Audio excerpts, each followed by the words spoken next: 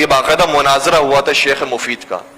شیخ مفید بہت کم سن تھے, بہت چھوٹے تھے, اور ان کو مفید کا لقب بھی اسی مناظرے کے بعد ملا ہے. توجہ رکھیے گا. شیخ مفید ایک درس کے اندر آ کر بیٹھ گئے. جو استاد صاحب تھے, قاری صاحب تھے, وہ بڑا درس دے رہے تھے اور لوگ سن رہے تھے. جب درس اپنے اختتام کو پہنچا تو انہوں نے کہا کہ میرے ایک سوال ہے. کہا کہ کیا سوال ہے؟ بیٹا سوال کرو. کیا سوال یہ ہے کہ بعض لوگ یہ کہتے ہیں کہ علی کو تو پیغمبر نے غدیر کے میدان میں مولا بنا دیا تھا, اور جب مولا بنا دیا تو اس کا مطلب یہ ہوا کہ ان کے چلے جانے کے بعد اب مولا ہے تو علی ہے. لیکن بعد میں مسلمانوں نے علی مرتضیٰ کو ان کا حق نہیں دیا اور کسی اور کو جانشین رسول بنا دیا, تو یہ علی مرتضیٰ کے ساتھ ناانصافی ہوئی ہے, ان کا حق غصب کیا گیا ہے. سامنے سے جو جواب دینے والے تھے استاد, انہوں نے کہا کہ بیٹا آپ نے بات ٹھیک کی ہے, لیکن دیکھو بات یہ ہے کہ حدیث غدیر, توجہ رکھیے گا, حدیث غدیر ایک روایت ہے, اور روایت کے بارے میں یہ احتمال موجود ہے کہ شاید سچی ہو شاید جھوٹی ہو. اس لیے ہمیں روایت کا تو نہیں پتا کہ وہ صحیح روایت ہے یا ضعیف روایت, جبکہ حدیث غدیر کی بات ہو رہی ہے. کوئی چھوٹی موٹی حدیث کی بات نہیں ہو رہی جس کو 1,00,000 لوگ سننے والے ہیں, اور دکھا کر جو یہ پیغام پہنچایا گیا ہے من کنت مولا فہذا علی مولا. یار لیکن یہ روایت ہے, روایت کے بارے میں احتمال موجود ہے, ہو سکتا ہے کہ سچی, ہو سکتا ہے کہ جھوٹی ہو, اس کے بارے میں ہمیں تو نہیں پتا. لیکن ہاں جس کے بارے میں اتفاق ہے وہ یہ ہے کہ مسلمانوں نے پیغمبر کے بعد فلاں کو خلیفہ بنا دیا. تو کیسے ممکن ہے کہ سارے مسلمان غلطی پر ہوں؟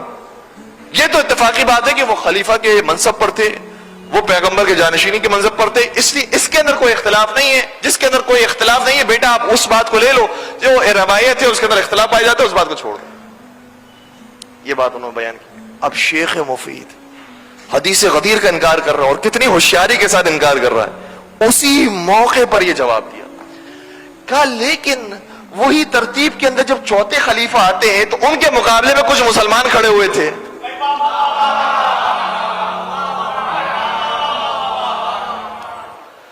اور سب جانتے ہیں کہ ان کے مقابلے میں کون کھڑا ہوا تھا. یہ افراد کے جنہوں نے علی مرتضیٰ سے چوتھے خلیفہ سے جنگ لڑی تھی, ان کے بارے میں آپ کا کیا فتویٰ ہے؟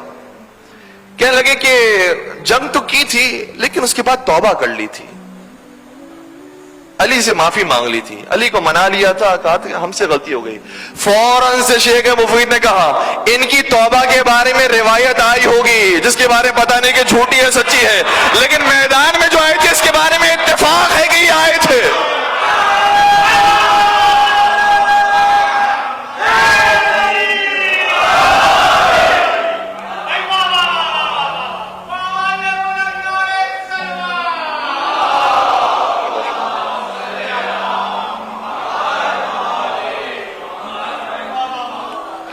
حدیث غدیر جیسی روایت کا آپ نے کہہ دیا کہ یہ اختلافی ہے, نہیں پتا کہ صحیح ہے صحیح نہیں ہے, تو اس روایت کو کیسے مان لیا کہ انہوں نے جنگ کے بعد توبہ کر لی تھی؟ وہ روایت جبکہ اتنے ضعیف طریقوں سے ہم تک پہنچی ہے اور اتنی جدید کتابوں کے اندر موجود ہے اور قدیمی کتابوں میں اس کا نام و نشان نہیں ملتا ہے, اس روایت کو آپ نے تسلیم کر لیا. تو یہ بھی تو دیکھیے کہ سامنے اتفاقی بات کیا ہے کہ یہ مقابلے پر آئے تھے.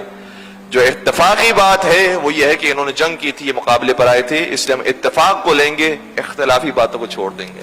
لیکن ایک اور حدیث رسول بھی ہے جو میرے مولا کی شان میں ہے, جس سے پتہ چلتا ہے کہ صرف دل کے معاملے کو نہ دیکھا کرو, اور یہ متفقون علیہ روایت ہے. نبی اکرم نے ارشاد فرمایا تھا یا علی حرب کا حربی وسلم کا سلمی, اے علی تجھ سے جو جنگ کرے گا وہ تجھ سے نہیں مجھ سے جنگ کرے گا,